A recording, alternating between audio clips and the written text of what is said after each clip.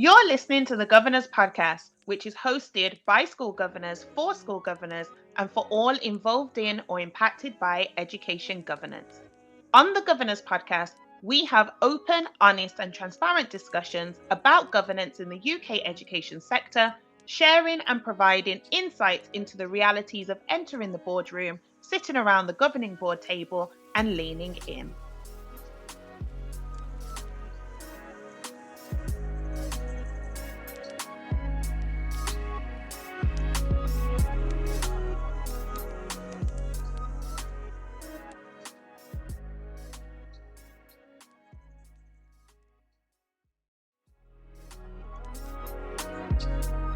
Hello, I'm Sharon Warmington and I support schools and academies as a governor, governance practitioner and a clerk.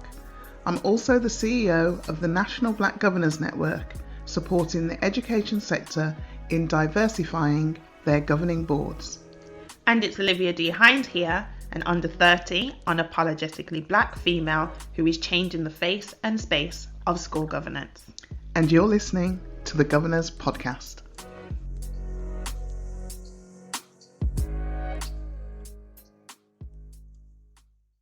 Okay, let's get into today's topic. Come on now, tell us the truth about the time commitment. The time commitment for meetings? Everything. Be a governor. Well, what I do know is they lie. Oh, for real? Which bit are they lying about? No. I think we should start with the commitment that they tell us that it is. That's what I mean. It's like, because there is such a huge vacancy gap. Yes. In terms of getting governors in sometimes, and a lot of schools are carrying vacancies purely because you know people it is hard, whether they're in a rural area or they're in an area where it just notoriously is difficult. I know that in some of the schools that I work in, that getting parent governors is hard, or even staff governors or cooperative foundation, whatever the category, you know, different schools juggle vacancies at some given time. They've got vacancies. Definitely. And so one of the things that they will say, and I say they, you know, I'm probably part of the they sometimes. The ones who are recruiting governors. Yeah, like when I was looking for members for my board for NBGN, it was, there'll only be 4 meetings a year or something like, because you don't want to put somebody off by telling them the real truth. But I'm now saying, I say to my members and people who, you know, say, Sharon, I'm thinking about it, and going, whatever they tell you, double it, quadruple it, you know, because that's the reality. So I guess it comes down to, so that you're not easily swayed by neither the short time that they tell you or the long time that it may be considered to actually be, you know what your why is for being there. That's so important, because then the time, you don't then focus on the time. Yes. You focus on your reason for being on what there. On what you're bringing to what the your table. Commitment yeah, is. What your commitment is. And we've spoken about that previously. So if a school or an academy say to you there are only 3 meetings a year, know that they are only talking about the full governing body meetings. Yeah, not all the other things. Yeah, which may be fine, because if you've got a school that doesn't have a committee structure, then maybe they do only have, you know, they may have less than 5 meetings a year. Yeah. Or Or if they're in a trust situation and they have less committees, although none of the trusts that I'm involved in have less committees. So one school I know that we won't mention has about 18 meetings a year or something like that. Wow. Yeah. Wow. And so, you know, it's understanding that different schools, different academies run in different ways. Of really. course, They will all have a full governing body or a full LGB local governing body meeting at least once a term. At least once a term. Some schools, like one of mine, they're in, they've now very recently moved to half-termly meetings. So yes. I think we've now jumped from either 3 or 4 to 5/6. But I assume that's because you've got no committees. We've got no committee structure. Right, yeah. So usually if you have no committees or less committees, then you may have more meetings, because there are things that decisions to be made. Exactly, and you can't wait that long. Yeah, and sometimes there's so much information you want to be able to split policies across the academic year so that you're not reviewing all of them at the same time. So yeah, sometimes having a few more meetings is necessary. But yeah, and then each meeting is approximately 2 hours long. It depends on the school you're in. Yeah, I know. I hesitated as I was saying that. It's so true. That although you can have a really good chair, yes, that is and yet true. the meeting naturally is a bit longer because of the agenda length, or exactly. It depends on what's on the agenda, and also the time of year. If you've got a lot of administrative stuff to deal with, or it's end of year accounts, those can be quite heavy, and others you can skip through, and that's why reading the papers is really important. So as well as having the meeting, whether the meeting, I think the shortest meeting I've ever had is an AGM that lasted 10 minutes. Wow. Yeah, but are those meetings by default tend to be shorter? Yeah, AGM... they do. Come on now. I know, but keep it fair. I know, but even so, some AGMs can go on a while. Okay. Again, it depends on the organisation and what's on the agenda. But that's why it was like, this is really good, and it was just that. I think that's why some trusts will have the AGM as part of the normal round of meetings, as it were. So it's either tagged on at the beginning or the end of the meeting, or some of them can be slotted right in the middle of them, because they know that it's a 10-15 minute or maybe a 30-minute part of it. So you may be in different schools or different academy settings, and they will differ. And that's why I like being a governor at more than one school, actually. Yes. I mean, I have that flexibility, I guess. Some people, by their own capacity, they cannot be a governor at more than one school. But the benefit for me is that I get to see how different schools operate at both an operational level and also at a strategic level by sitting as a governor. And so knowing that the time commitment in one is different to the time commitment in the other, because in one school I attend 9 meetings a year because I'm on obviously the LGB by default. Then you have 2 committees, and each of the committees have their own 1 meeting per term. So that's 9. Yeah. And then in the other school, it started off as 1 meeting per term, then it's moved to half-termly, so I think there are 5 or 6 meetings. So when you look at the comparison, one school, 6 meetings, other school, 9 meetings, I'm one governor, and I'm attending 10 plus meetings a year as well. You've just said something that maybe, when I mentioned the 18 meetings, I don't know how I do a virtual correction, but I was thinking from a clerk's view. Oh, right. Clerk in a school. Of course. I'm attending every meeting. And clerking is a huge part of education governance, and therefore when we have these agenda items and talk about things like time commitment, it's considering the clerk's work as well, because one of the points I was thinking of with this topic of time commitment is we've spoken quite a bit about meetings, but it's everything else. It's the preparation, it's the visits, and I know some clerks like to help with those linked governor relationships with the schools, make sure that the governor has actually been able to connect with the member of staff. Sometimes we are the conduit between the two, and making sure that we keep track of who's doing what, who the linked governors are, whether they're doing verbal or written reports for the governing body meetings. So yes, you've got the meetings themselves. Yeah.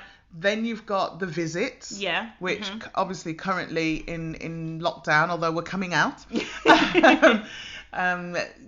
have to factor those in as well. And what I say to people considering becoming a governor is, what you can do is be very strategic with your time. So if you've got a governing body meeting on a certain date and you're a link governor, or you want to visit the school, then organise it for the same day as the meeting, so you're only travelling once, of course, and then you can see the school in operation live, and you can stay on for the meeting, and then it's done.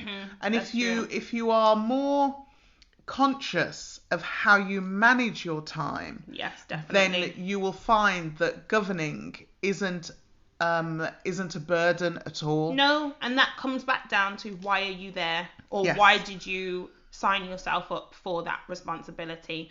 Holding yourself accountable, which we have mentioned before, and committing to the commitment. And I'll steal that from you because I know that's what you usually say. Committing to the commitment in a sense that, okay, if this is when a meeting's taking place, then block out time to read papers. Yes. If this is when a meeting's taking place and you have a link governor role, then even if you cannot visit the school for whatever reason, the school timetable doesn't allow, because we know that's really tight, or it could be a situation like lockdown where you cannot visit due to, you know, health and safety and things like that, but you still want to connect with the member of staff that you're meant to be speaking to. So as a safeguarding link governor, I try to speak to the DSL at least once or twice within a term, particularly around when you know that there's going to be a spike of some sort. So, you know, a lot of people are at home. So you're thinking of mental health that could have spiked, or, you know, students who are not logging in, and you just want to make sure that they're okay as a team, that the processes are in place to support that safeguarding process or procedure. So you would at least connect with them, a Zoom call, team meeting, phone call, just to let them know that you're there to provide some external insight, or, you know, just a sounding board at times. So there's all of that, the meeting, the prep, the visits, the link governor roles, and then, you've got something? So, yeah, because when you're thinking about time commitment, it's also when the meetings are happening. Oh, yes. Please mention it. Because not all meetings, the assumption is that governing body meetings take place in the evening. Yes. They don't all. No. I've got one trust board that meets at 8 o'clock in the morning. Yo, couldn't do that. But it worked. I understand the reasoning behind it, because those on the board, how it's easier for them to take the time out at that time of the morning, and then from 10 o'clock they've got the rest of their working day. That's so true. Rather than the other side. But what that does is, or has done, has made it difficult for parents to join. And so that's why another school that I was in as a governor, they held their meetings in the afternoon. They were 1:30 starts for a couple of hours. You know, I would actually like that, because I'm so glad you mentioned. Yeah, but it works for maybe parent governors who can then pick their children up from school at the end of the school day. But for somebody, I mean, I'm in business, so that time of the day, it's hard if I've started the day and then to have to come out of my day for those 2 hours. I found it a struggle. I found it more of a struggle than I thought I would. You're thinking of traveling to meetings, live meetings. No, just if you're in the middle of something. I'm saying it because that's why it's important that you don't just look at how many meetings there are, but you really get under the skin of when they are and how that will fit into what you're not just doing now, but your future patterns, because it's a 4-year commitment. You know, for one term of office is a 4-year commitment. So you want to make sure that, okay, you can't predict what the future is gonna look like, but you shouldn't make a decision based on lockdown now or virtual meetings now, because at some point schools will go back to, as much as we are quite happy to continue with virtual meetings, let's just put it out there, but we do understand that schools will go back to face-to-face. And so my advice to schools is have a hybrid, maybe have the full governing body meetings in person and committee meetings or some of the ad hoc meetings virtually. And that way there's less of a burden, and I call it a burden because, you know, we've all changed our working patterns. And the thing is, I think we've been dancing around the same point for the past few minutes, because you've touched on different stakeholder groups being affected at different times depending on when the meeting is. So early start in the morning doesn't necessarily work for parents. Afternoon, if you're working, then you may be able to leave work slightly earlier, but but that could eat into your day. So it may work more for entrepreneurs, but not necessarily those who are in 9-to-5 jobs. And then the evenings, I'm a private tutor. I do all my tutoring sessions after the school day. Yes. My tutoring sessions take place between 5 o'clock and 7 o'clock in the evening. Yes. Which is when most meetings take place, 5:30 to 7:30. So I am So always... it has a financial impact on you. Financial impact, or even just a commitment to my clients' impact. Now, my clients are quite flexible. If I have... That's why I've got to be careful about when I'm booking students in. I've now got limited spaces for that reason, so that if I do need to move a student, I've got somewhere I can move that session to. Yeah. So I've got a date already that I can slot them into. Whereas if I was fully booked in my evenings, I would literally have to tell a student, I cannot do a session on this date, which then limits how much contact time I then have with them. Because my sessions, most of my work tends to take place from the afternoon right through until the early hours of the morning.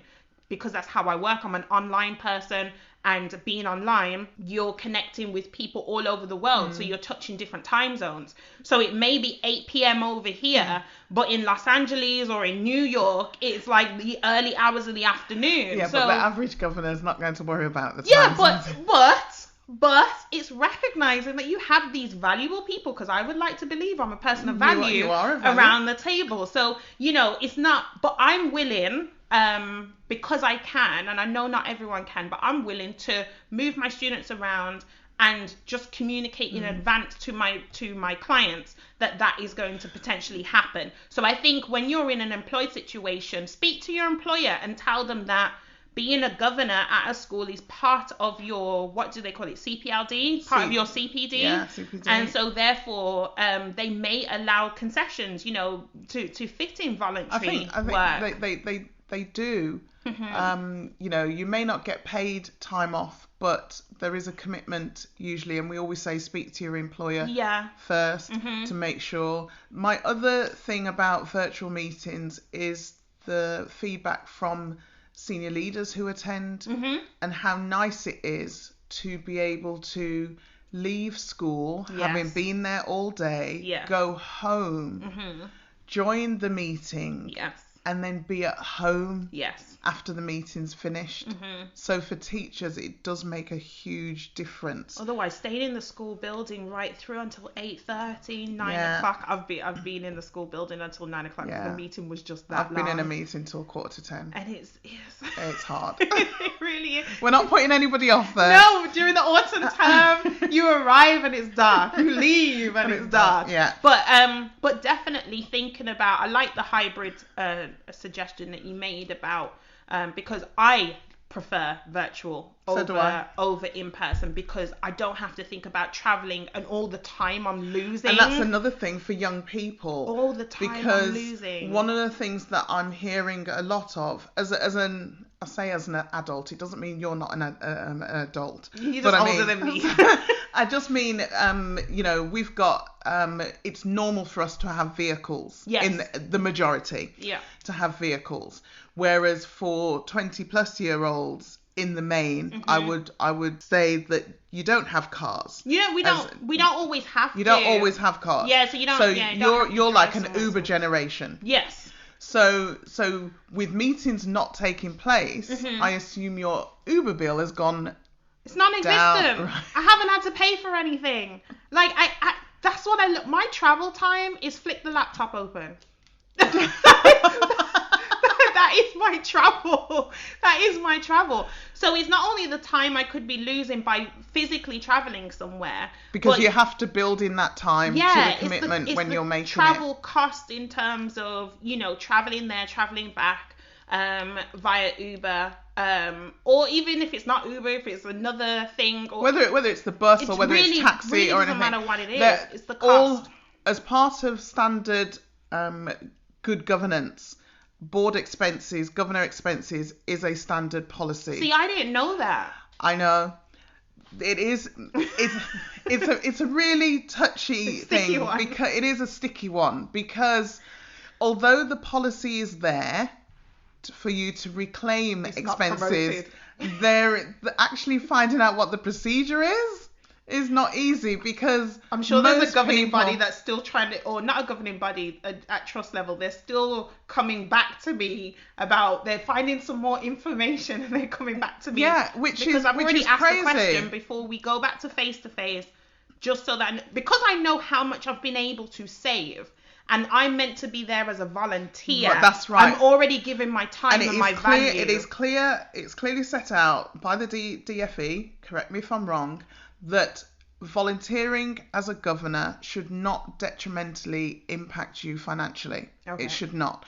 So that is why I've said to you in the past, you have the right to claim back your expenses. You do. And you should do, and not feel uncomfortable about doing that. I think where the discomfort comes is because most people don't claim expenses. We just don't. If you've got company cars, or you can, you know, like for me, I will do it as part of my my normal business expenses, so I don't think about it. But for a young person, not even just a young person, if you think or of any if you parent have governors, any parent governors, or any individual who doesn't have those means, it's not even don't have those means. You may genuinely see that it's cost effective to not have a vehicle. You know, because you're not traveling as much. I don't mean by that. I mean, you've still got to have the money. Yes. You've got to have the money to finance. So, Yeah. I mean, I've got no concept of how much an Uber would be. It was costing me approximately £15 to £20 per meeting, so there and back. Wow. Yeah, £15 to £20. Wow. And the thing is, that is the only reason why I would need to travel to go to one of those meetings. And that's because my work's online, so, and I'm happy to walk, but I can't walk that distance, not to be there on time and not turn up in an absolute fluster. But yeah, I would say £15 to £20 because you're traveling at peak time as well. And so you got to think about that. Yeah, and it's not even to say that you know, well, don't get Uber, get a bus or something. No. But it's not always. It's not even about whether you want to or not. It would add more time. Buses are not always reliable, and they don't go straight there either. That's true. It could be one or two. You're thinking about where people are coming from. Exactly. For any of my schools, getting to them, if I didn't drive and I didn't get an Uber, I would have to get, I think, 2 buses to one school and probably 3 buses to another school. There you go. Just because of where it's located. And you've got to hope that the bus schedule. Yeah. I'm someone, I hate to be late, so I always arrive at the location, the school or wherever the meeting is being held, a good 10-15 minutes beforehand, sometimes half an hour, because peak time traffic is no joke. It's no joke. And we're in Birmingham. Yeah, exactly. I can't imagine being in London. Exactly. So sometimes it's just not practical to travel in any other way. My advice would be to schools to seriously look at expenses and make it very clear to new governors coming in, or even ask the question how they will be travelling to meetings, so that you can properly advise and guide them, so that then doesn't become a barrier. Yeah, I think that's really important. Okay, go ahead. Something I wanted to get onto, and I think we can kind of wrap up this topic with this one, is, so we've talked about commitment in so many different areas, but the one word we haven't said is the training. Oh. I thought we'd probably tackle that in another. That needs a whole new agenda item. We can do, but just for raising it here, just for raising it here. Tell me your pain. Oh man, there was this one training that it had to be one of the most disengaging, not so interactive, driest. If I was to use the language I use every day, as a young person, or just with my use dry as well. Yeah, with my comfortable circles, you know. It was so dry, which made it drag. What was the topic?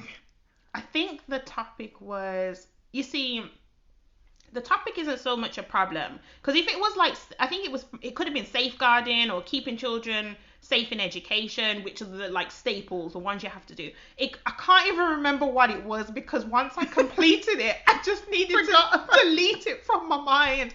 But it took so so long. Yeah. Because when you've either got to read everything or the voice that you're listening to, it's you almost so wonder monotone. sometimes you wonder if the people who are putting you on these trainings are aware of what those trainings look and feel like, because then you put the governors on them and it's just like, oh my gosh, it's like you're 2 enduring hours, it rather than 3 enjoying hours, it. Yeah, or 3 days it's taking. I think there was one training where I started it, and because of how dry it was, I was like, you know what, I'll come back to it another day. That next day was 3 weeks after, because I just needed to recuperate from that training. And the thing is, training doesn't need to be like that, and I can say that as a trainer. Yeah.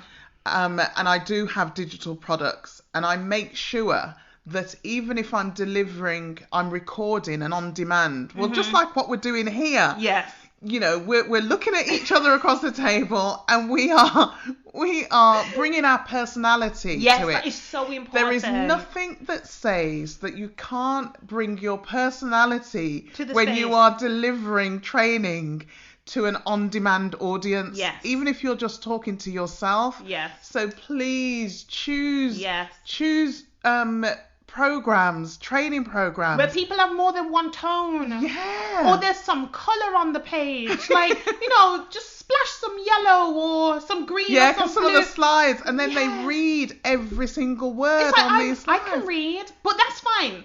That's fine if the voice is, you know, voice you can hear it. I disagree. No, because you may not be able to sit and read it, because it could be like a solid paragraph or 3 paragraphs. Which means that if you've got somebody who can deliver it, you don't have to have every single word on the slide. No. You can, unless there's anybody with partial hearing, of course, issues or partial sight issues. Yeah. And that's why they're delivering it in that way. And that's I why totally I say, understand if there's a lot of text, I don't mind them reading what's there, but read in a tone that I can listen to for half an hour. Yeah, don't make it dry, or have some images, some visuals, so that as you're reading the words to me, my eyes are able to look at some of the things. Yeah, there's movement. So otherwise, you just make the time commitment to that longer than it actually is, because you're just trying to find the motivation to get into it and to stay in it. A 3-hour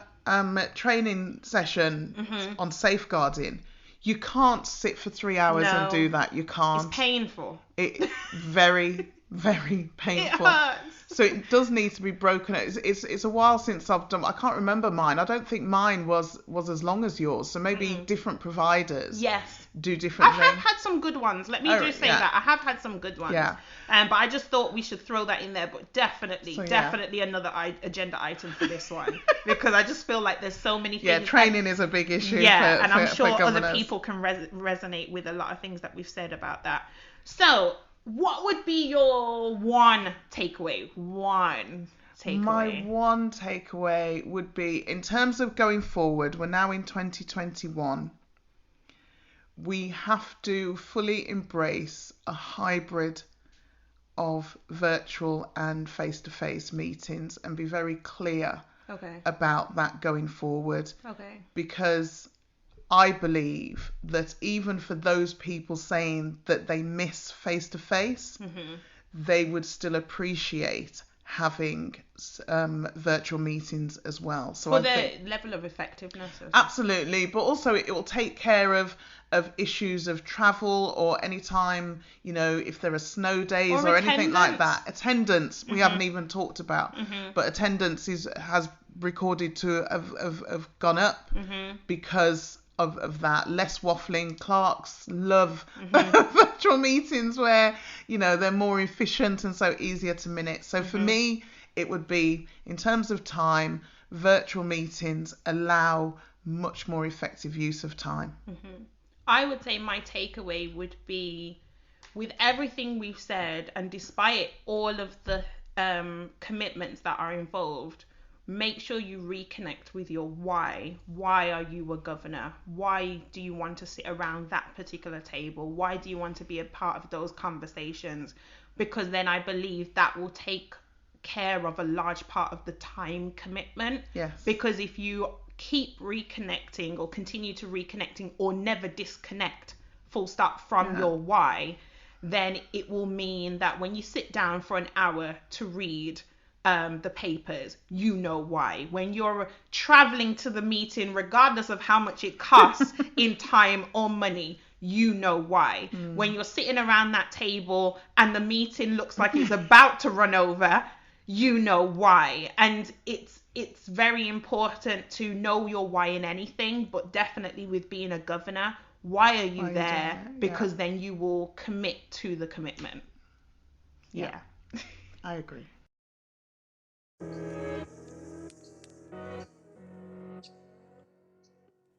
Thanks for listening to today's episode. Please rate, review, and subscribe via your preferred streaming platform. The Governor's Podcast is a brand of the legal entity Education Governance Solutions Limited and a free training resource for anyone. So if you know someone who is interested in becoming a governor or a trustee, please share this podcast with them. And if you'd like to get in touch with us directly with questions or comments, then drop us an email at thegovernorspodcast@gmail.com. You can also follow us on social media platforms at The Governor's Podcast. Let's connect.